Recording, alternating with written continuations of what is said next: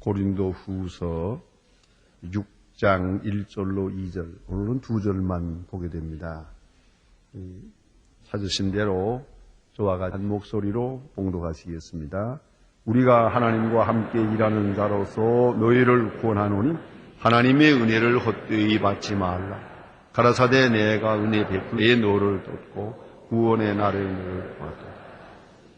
그렇습니다. 모든 지금은 구원의 날이로다. 아멘. 오늘 본문 가운데는 간단한 말씀같이 보이지만은 대단히 신학적으로는 중요한 말씀이요. 흔히 말하는 바울의 복음, 신학, 바울의 사상 이런 점에서 비추어 볼 때는 아주 핵심적인 대단히 중요한 말씀이 여기에 나타나 있습니다. 본문에서 바울은 지금 은혜에 대한 신학적 의미를 말하고 있습니다. 은혜가 뭐냐 하는 겁니다. 그의 그 모든 편지가 통주제를 들어서 말한다면 아마 은혜일 것입니다. 하나님의 은혜를 계속 설명하고 있습니다.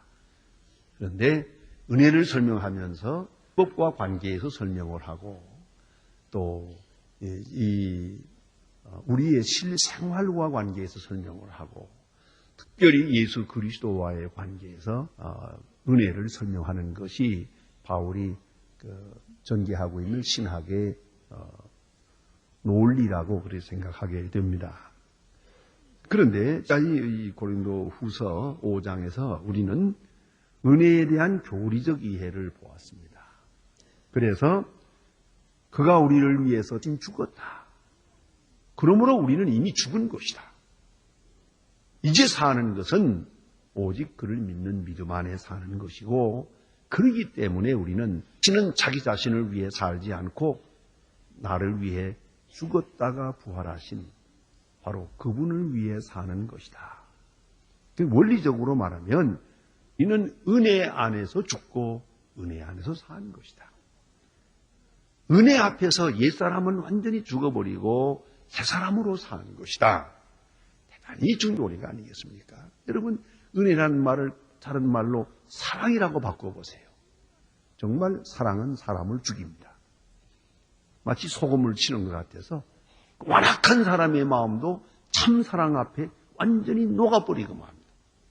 죽어버리고만 합니다. 그리고 사랑 안에서 또 다른 사랑이 태어납니다. 사람을 바로잡는 것. 더구나 이 강한 사람, 악한 사람을 바로 세우는 것은 오직 사랑, 오직 은혜뿐입니다. 다른 아무로서도 안 됩니다. 우리가 생각해야 합니다. 그런데 이런 그 교리적 문제를 말하고 그렇기 때문에 우리는 그리스도 안에서 피조물이다. 새롭게 창조된 것이다. 마치 무에서 유가 창조되는 것처럼 천지를 창조하는 것처럼 생명적 차원에서 우리는 다시 재창조된 존재다. 굉장한 말씀 아니겠습니까? 바로 이 은혜요. 은혜로 창조됐다. 은혜의 능력이 나타나서 이런 새 생명이 거기서 출생된 것이다. 이렇게 말합니다. 그래서 새로운 피조물이다. 지난 시간에 그런 거로 이 세상에 살면서 하나의 대사와 앰베서더, 대사와 같이 사신과 같이 이 세상에서 살아가는 것이다.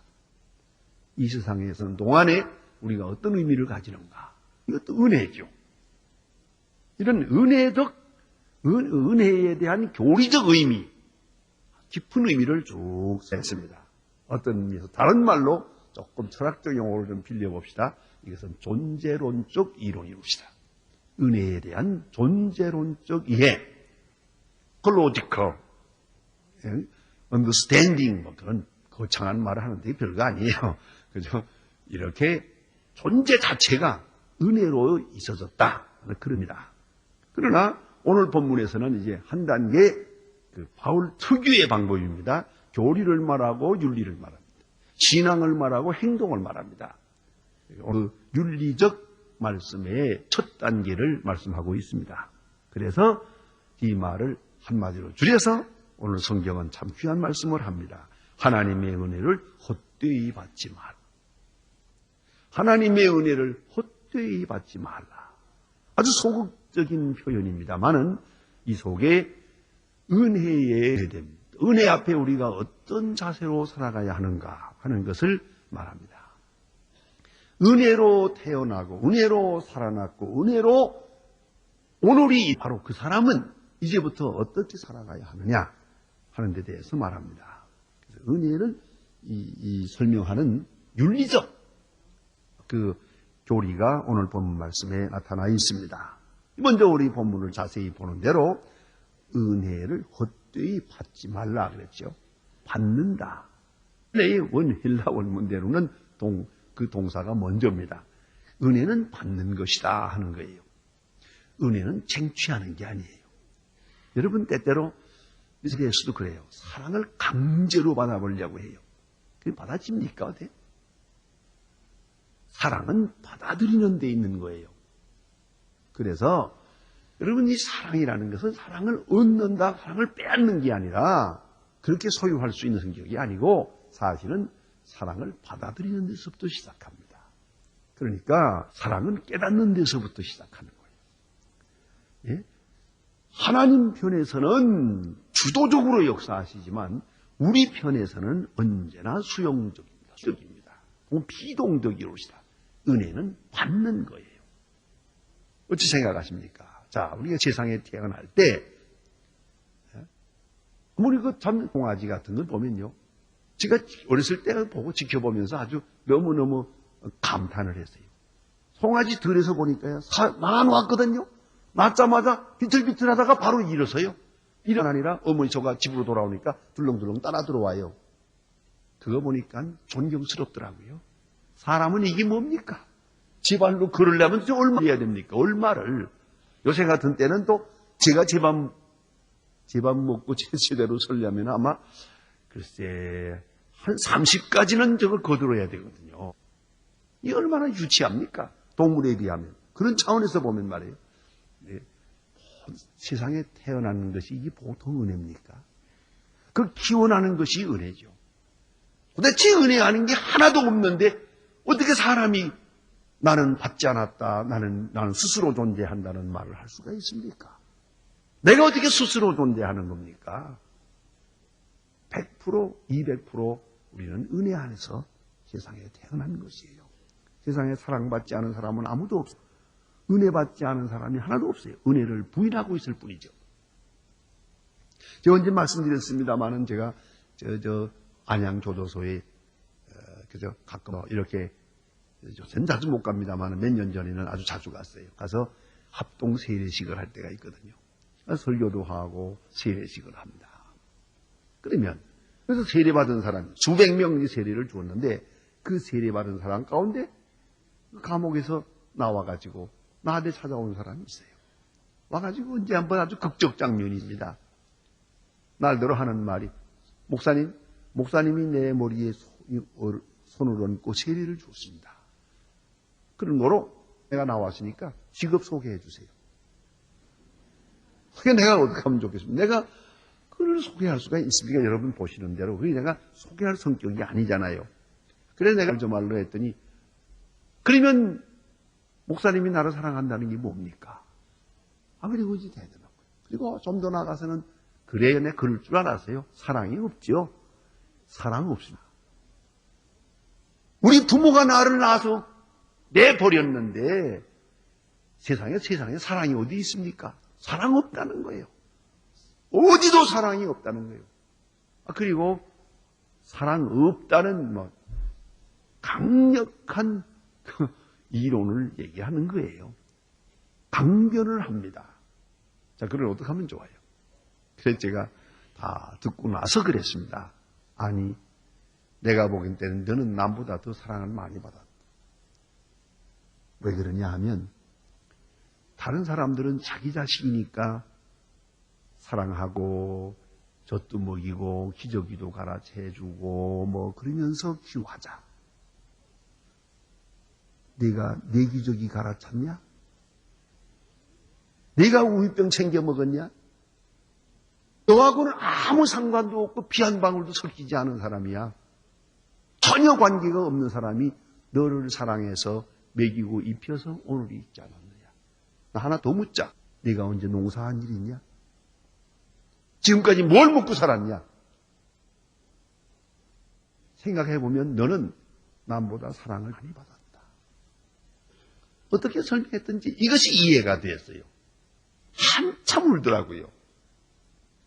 왜 우냐 그랬더니 정말 그래요. 그 고아원 원장 참 좋은 분이었어요. 그러면 그 아버지 생각이 나서 울더라고요. 그래서 한참 얘기하고 나서 가갔다고 그러더라니. 그래 직장은 어떡하고 그러니까 괜찮아요. 이제 살 수 있을 거예요. 그리고 문을 나가는 것을 보았습니다. 보세요. 세상 그 누가 사랑 안 받은 사람이 어디 있어요. 사랑을 모르고 있고 부인하는 것뿐이죠. 한마디로 말하면 받아들이는 자세가 없는 거예요. 은혜는 분명히 하나님 편에서는 주도적으로 일방적으로 역사하는 것이고 우리 쪽에서는 그 은혜를 받아들이는 것이에요. 은혜와 율법을 비교해 말한다면 율법은 내가 하나님께 나가는 길이라고 한다면 은혜는 하나님이 내배로 오시는 거예요. 하나님이 내게 열어주신 길이 있어요. 율법이라고 하는 길. 그것을 하나님께 나오라고 했지만 우리 그게 불가능하죠. 그런데 은혜라는 것은 전적으로 하나님이 내게 베푸시고 나는 가슴을 열고 겸손하게 받아들이는 거예요. 그러니까 은혜에 대한 이 이해가 분명해야 됩니다. 은혜는 처음부터 거저주시는 것이요. 내 공로나 내 율법적 행위에 의해서 주어지는 것이 아닙니다. 은혜를 알아야 되겠고요. 은혜는 거저주시는 것이요. 선물입니다. 그리고 두 번째로 생각할 문제는 은혜를 받아들이는 자세입니다. 그 자세가 어떠해야 됩니까? 이 받아들이는 사랑을 받는 자세 아주 중요한 거예요. 가만히 보면 사랑을 사랑으로 모르고 사랑을 받아들이는 자세가 틀려먹었어요. 그래서 문제가 되는 거예요. 사랑을 깊이 감사한 마음으로 받아들여야죠. 생각하면 여러분 지금 우리가 얼마나 큰 은혜를 누리고 있는지 모릅니다. 얼마나 큰 복을 누립니까? 이건 모르고 있는 거예요. 그렇기 때문에 문제가 되는 거죠. 이 수용적 자세. 그래서 수용적 자세란 먼저는 깨달음이에요. 은혜가 은혜라는 것을 깨달아야 돼요. 모르면 소용없어요. 알아야죠. 그렇죠? 깨닫는 데서부터 시작을 하고 깨달음이 그는 기쁨으로 잡니다. 깨닫고 기뻐하고 그 다음에는 감사하고 만족해야 돼요. 행복해야 돼요. 사랑에 대한 최고의 반응은 바로 감사합시다. 은혜에 대한 최고의 반응은 기쁨입니다. 그래서 내가 늘 얘기하지만 정말로 은혜 생활이 뭡니까? 기뻐하는 거죠. 부모가 자식에게 사랑을 베풉니다. 그래, 사랑을 베풀고 은혜 베풀고 걔들이 어떻게 되기를 바랍니까? 기뻐하기를 바라는 거예요. 감사하고 기뻐하는 것밖에 더 도움이 없어요. 지금 행복해다오 그게 아닙니까? 행복한 것이 그게 보답이에요. 그런 거로 은혜에 대한 아주 겸손한 마음으로 이 겸손하게 대하면서 수용적 자세가 분명해야 돼요. 그리고 은혜를 깊이 깨달아야 돼요. 너무 감사한 것입니다. 또 깨닫고 또 감사하고 또 만족하고 또 행복하고 바로 그것이 은혜를 받는 자 하는 것이고요. 또 하나는 그 은혜로 주어진 것이기 때문에 이걸 소중히 여겨야 됩니다. 자기가 보면 처음에는 소중히 여기다가 나중에 가서 교만해지면서 은혜를 소중히 여기지 못하는 데 문제가 있습니다. 한평생 받은 은혜를 소중히 여겨야죠. 그것이 문제라고요. 왜냐하면 내 것이 아니니까. 처음부터 은혜로 주어진 것이기 때문에 그렇습니다. 제가 어떤 분을 한번 만나보았습니다. 그런데 얼마 전에 뵈었을 때 제가 결혼 생활이 참 행복해 보이는데 그런데 아이가 없더라고요. 그래서 안 됐다 싶었어요. 구체적으로 말씀드리면 바로 지난 제가 주일날 저녁에 갔다가 아침에 돌아왔는데 홍콩 동신교회 집회인 돌아갔었는데 거기서 이제 만난 분입니다. 제가 몇 년 전에 그 집에 한번 초대받아서 아시아 협의회 회의 참석했다가 그 이어서 하룻밤 가서 잔 일이 있습니다. 너무 집이 화려하고 좋고요. 자관이 홍콩에서 제일 좋은 집에 산다 싶었어요. 로이스라는 자동차를 말만 들었지 타보기는 그때 처음이요. 어제 저녁에도 한 번 더 타보았습니다만 아무튼 그런 로이스를 아주 타고 다니는 돈이 많은 분이고 참 좋은데 얼마나 넓고 큰 집인데 말이죠. 그래서는 목사님들이 저렇게 위험하고 그래서 이 방을 따로 해놨어요. 제가 목사님 내 친구 목사하고 둘이 갔었는데 둘을 따로따로 방을 하나씩 큰 걸 주는데요. 얼마나 방이 많고 좋은지. 그래서 저요 이건 참 눈을 감고 자기가 아깝습니다. 그랬어요. 너무 화려해서. 그거 내려다보니까 홍콩 시내가 쫙 내려보이는데 굉장하더라고요. 야경이. 자, 어쨌든 그런데 딱 중요한 건 아이가 없어요. 얼마나 쓸쓸하고 안 되지. 그런데 벌써 나이가 40이 넘었고요. 그런데도 불구하고 목사님 어린이 하나 낳게 해달라고 기도해 주세요. 그래요. 기도하긴 하면서도 이게 제대로 하는 건지 모르겠더라고요. 근데 어쨌든 그랬어요. 그런데 어제 예배 끝난 다음에 저녁 예배 끝난 다음에 다과라도 해서 시간이 없으니까 오늘 저녁이라도 집에 가서 나도 한 잔 마시고 하면 좋겠다고 해서 그러다고 그래서 이제 갔어요. 밤 10시가 돼서 갔는데 어린애를 낳았더라고요. 43세 낳았어요. 그래 아들이 지금 2살이 돼서 걸어다니는데 자다 말고 일어나가지고 이제 이렇게 안기기도 하고 같이 예배를 드리고 기도하고 그랬는데 너무너무 귀엽게 보이더라고요. 그런데 한번 생각해 봅시다. 22살이 난 거하고 43살 난 거하고 어떻게 다릅니까? 같은 자식이지만 같지 않죠. 그렇잖아요. 그러니까 좀 안 됐지만 자식은 한 40쯤 돼서 낳아야 진짜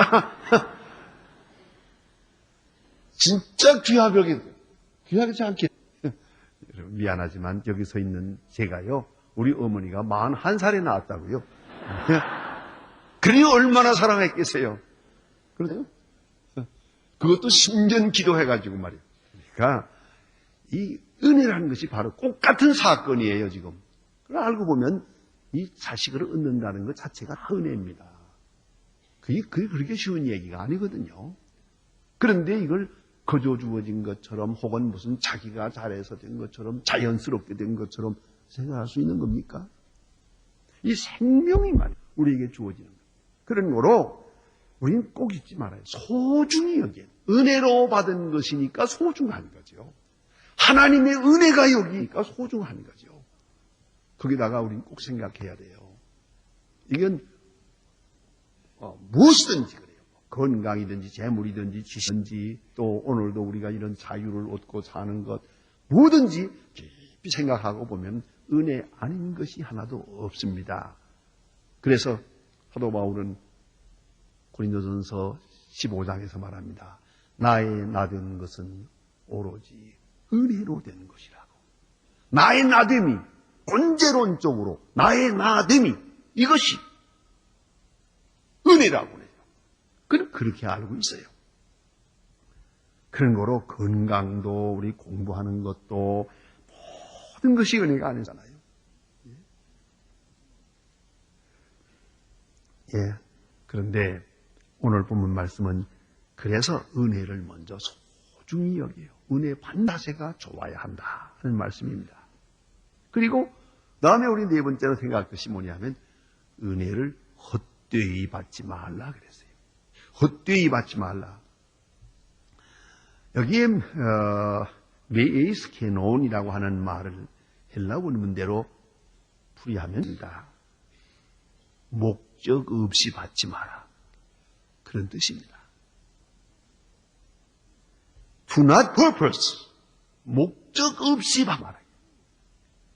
은혜를 우리가 사모합니다. 이미 받은 은혜도 은혜 주신 분의 그 뜻을 알아야 돼요. 그 목적에 응답해야 돼요. 그렇잖아요. 동시에 우리가 지금 은혜를 구하고 있습니까? 거기도 목적이 있어야 돼요.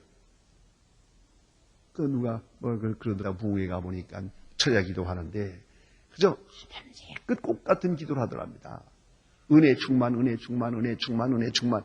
밤새끝 은혜 충만하네 그러더래요. 그래서 너무 조금 지나친 것 같아서 물어봤대요. 그래 무슨 은혜를 받고 뭘 충만하실까? 그러니까 은혜 충만해야죠. 할 수 없이 이렇게 물어봤대요. 그래 은혜 충만해가지고 뭘 하자는 겁니까? 그랬더니 돈 벌어야죠. 그러더래요. 은혜 충만히 받아야 이 사람은 돈 번다고 생각하고 있어요. 그래서 밤새껏 철야기도 하는 거예요. 이게 바로 이 목적 없는 은혜옵시다. 은혜를 헛되이 받지 마라. 얼마나 중요한 말씀입니까?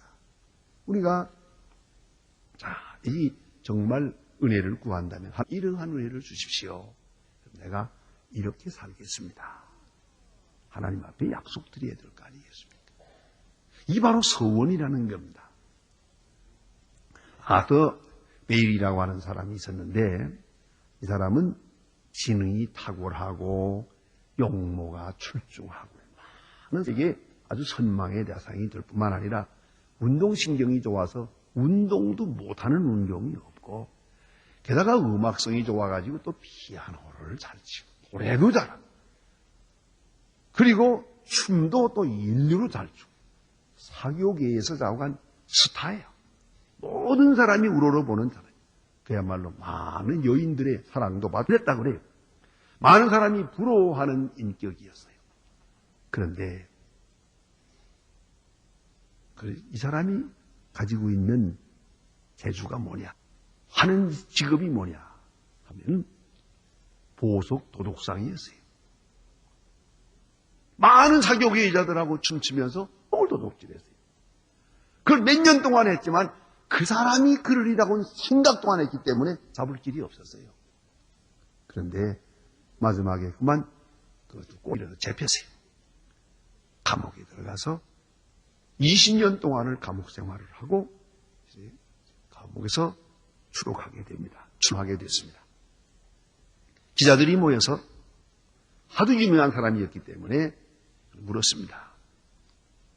그랬더니 그가 하는 말입니다. 자신은 보석을 훔친 것이 아니라 나 자신을 훔친 겁니다. 부모님, 선생님, 많은 친구들, 많은 병사들, 많은 사람의 사랑을 받았습니다. 많은 사람의 사랑을 받아가지고 내가 한 일이라는 건 도둑질밖에 없었습니다. 은혜의 보답이라는 하나도 없었습니다. 이렇게 지난 일생을 후회하고 있더랍니다. 여러분 은혜를 헛되이 받아서는 됩니다. 이 은혜가 목적이 있어서 먼저 내 성품 속에 열매가 있어야 돼요. 내 인격 속에 열매가 있어야 돼요. 내 윤리 생활 속에 열매가 있어야 돼요. 내 가치관 속에 은혜가 열매를 맺어야 돼요.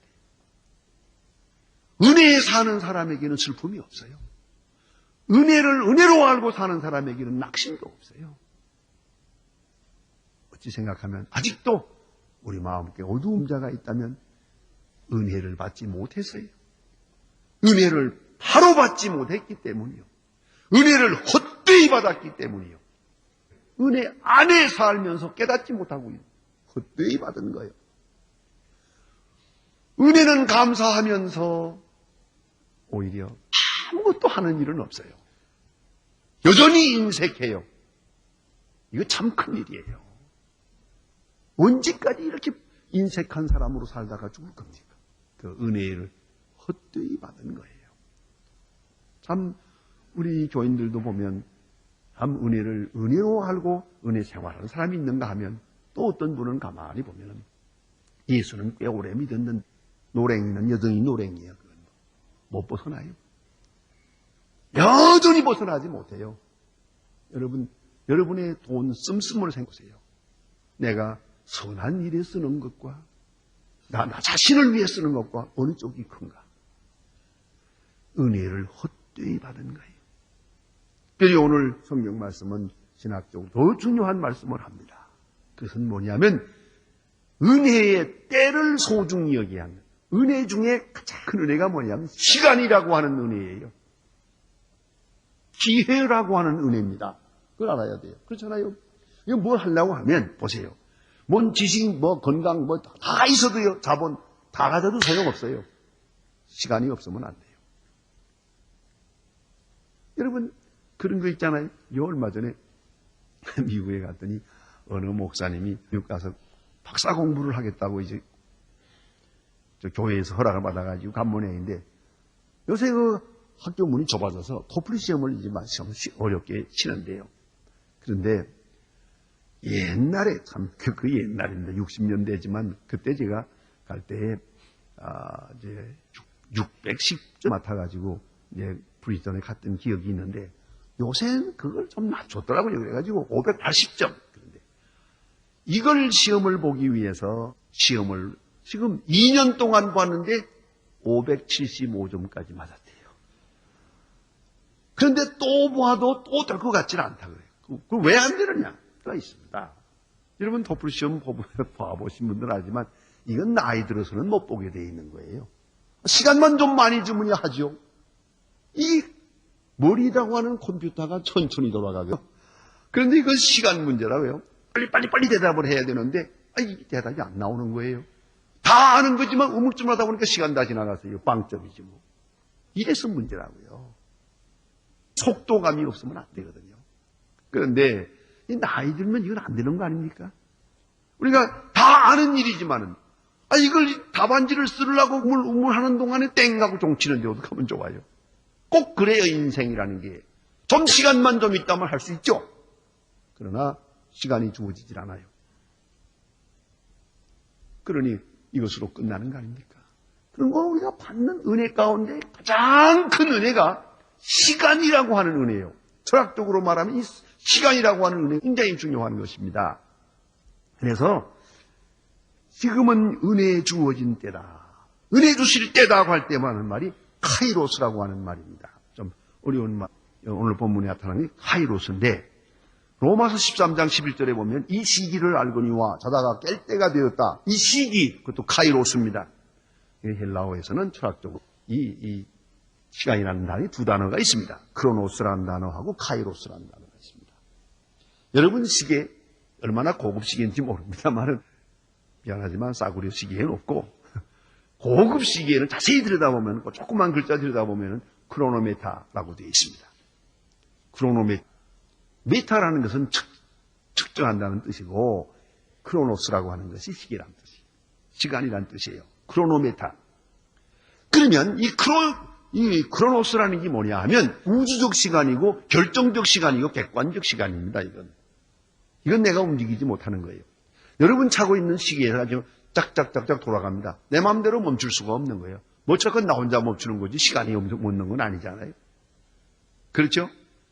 그래서 그 시계도 참 좀 고약해요. 어떤 때 보면 내가 내 시계를 차고 가지만도 어떤 그 시간에 맞춰 가려고 할 때 좀 차가 늦어지든가 하게 되면 참 시계를 보고 보면 자꾸 늦잖아요. 초조하잖아요. 어릴 때는 요 시계를 확 돌려야겠다. 내가 돌린다고 돌아갑니까 이게? 안 그래요? 그래서 제가 조금 시계를 사고 있는데 좀 철학적으로 찹니다. 제가 이 시계를 일부러 그래서 매일 아침 감는 시계를 차요. 내가 너에게 순종하는 건 네가 나에게 순종하는 거냐? 이놈아 내가 너를 지배한다. 내가 감아요. 아침마다. 내가 너를 지배하지 네가 나를 지배할 거냐? 이러고 내가 시계하고 싸워요. 생각하면 여러분 차고 있는 시계가 가만히 보면 이게 주인이요. 그가 완전히 주인이고 나는 완전히 노예라고요. 거기에 끌려다니니까 계속 질질 끌려가잖아요. 그렇지 않습니까? 이게 크로노스예요. 이대로 할 수 있는 시기가 아니에요. 부득불 크로노스 앞에 우리는 무릎을 꿇어요. 그대로 내가 따라가는 길밖에 없고요. 결국은 시간 안에 얼마나 더 많은 것을 할 수 있느냐, 그것만 내가 할 수 있는 일이지, 시간을 잡아 당길 수도 없고 연기할 수도 없고 지울 수도 없는 시간이거든요. 그런데 카이로스라는 건 뭐냐 하면 주어지는 시간이에요. 이거는 시간이기보다는 오히려 시기, 이렇게 번역하는 게 좋아요. 그래서 시기예요. 어느 기간을 말하는 거예요. 마치 우리에게 돈 얼마를 맡겨주는 것처럼 시간 얼마를 내게 주었어요. 그것이 은혜예요. 앞으로 몇 년이든 간에 10년, 5년, 70년 혹은 몇 시간 내게 은혜로 주었어요. 주어진 시간, 열려진 시간, 내가 움직일 수 있는 시간, 내게 선물로 주신 시간, 카이로스예요. 그래서 내가 뭔가 할 수 있는 거예요, 이 시간만은. 그래서 지금은 은혜의 베풀 때다 그랬어요. 누가복음 13장에 보면 예수님께서 좁은 문에 대해서 말씀하시는데, 문이 닫힌 다음에 많은 사람들이 와서 주여, 주께서 우리 길거리에서 말씀하셨습니다. 우리가 주의 이름, 주께서 말씀하시는 걸 들었습니다. 주의 이름으로 병을 고쳤습니다. 하지만 문이 딱 닫다가 내린다, 소용없어요. 나는 너희를 모른다 그럽니다요.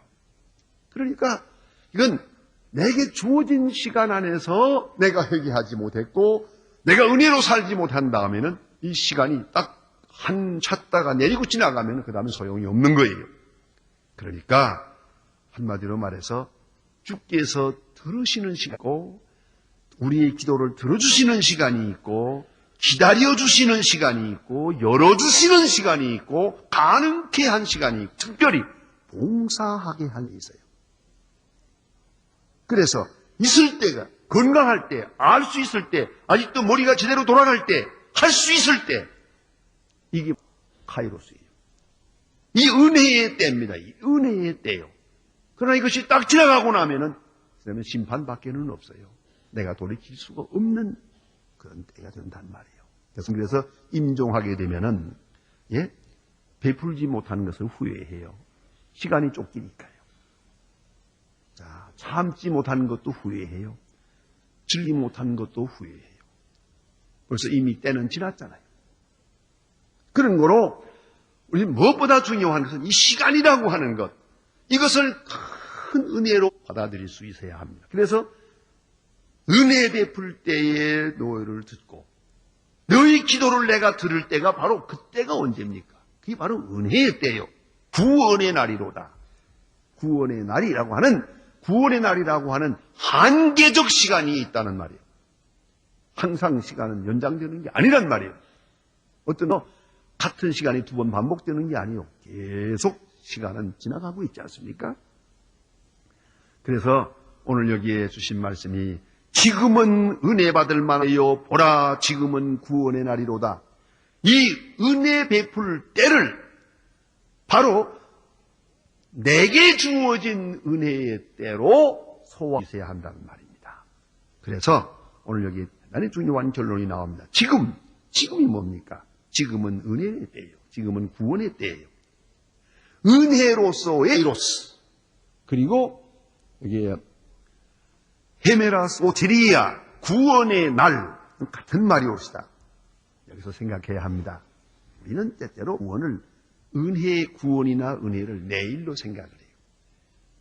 내일은 은혜고 오늘은 고통이고 오늘은 시련이고 내일은 은혜의 날일 거다 생각해요. 오늘 성경은 아니요. 지금이 은혜의 날이에요. 지금이 은혜 받을 만한 때예요. 바로 지금이 은혜의 때란 말이에요. 때로 우리는 이런 경우가 있어요. 현실이 아닌 미래. 오늘의 상황이 아닌 다른 상황을 생각해요. 그래서 보다 더 나은 환경에 그때 열매를 맺자. 그때가 은혜의 날일 것이고 오늘은 아니다 생각합니다만은 오늘 본문은 그런 게 아니에요. 현실 이대로가 은혜. 그래서 때때로 우리는 그런 사람들을 보아요. 오늘은 아니고 내일로 생각하고 나는 아니고 다른 사람을 생각하고 이런 불만입니다만은 오늘 말씀은 이대로, 오늘 이대로 현실, 이것이 은혜의 날이에요. 여러분이 이 자리에 나와서 예배드린다고 하는 이 자체가 바로 은혜의 때요, 은혜의 시간이요. 우리가 처한 이 환경이 이대로가 최대의 은혜의 날이에요. 그러니까 매일매일 우리는 오늘이 최고로 행복한 날이요, 최고로 크게 열린 은혜의 문이요, 큰 가능성으로 내게 주시는 은혜의 카이로스라는 것을 간증할 수 있어야 된단 말입니다. 여러분, 지난날에 하나님이 일하지 못한 거 후회하지 마세요. 조금은 괴로워야겠지만 앞으로 하겠다고 미루지세요. 문제는 오늘이요. 내게 주어진 이 여건 이대로를 극치적 은혜, 최고의 은혜, 하나님께서 내게 가장 큰 은혜로 주신 오늘이라고 하는 것을 간증할 수 있을 때 최고의 은혜의 사람이 될 것입니다. 그래서 오늘 저는 하나님의 은혜를 헛되이 받지 말라. 보라, 지금은 은혜 받을 만한 때요. 보라, 지금이 바로 구원의 날이로다. 항상 현재적으로 은혜를 찬양할 수 있는, 계속적으로 최고의 은혜를 찬양할 수 있는 그런 생이 되어야 할 것입니다. 여러분, 과거에 어떻게 할지 모르지만 오늘을 생각할 때 어떻습니까? 오늘이 제일로 행복합니다. 내 일생에 있어서 요새가 나는 제일 행복한 때입니다. 이같이 스럽고 이같이 은혜스러운 시간을 살아보지 못했습니다. 어쩌면 지난 날은 참 그렇게 보낸 것이 아깝습니다. 최고, 오늘이 가장 큰 은혜로 기억될 수 있는 매일매일, 그것이 바로 은혜로운 생이라는 말입니다. 이것이 은혜의 윤리옷이다.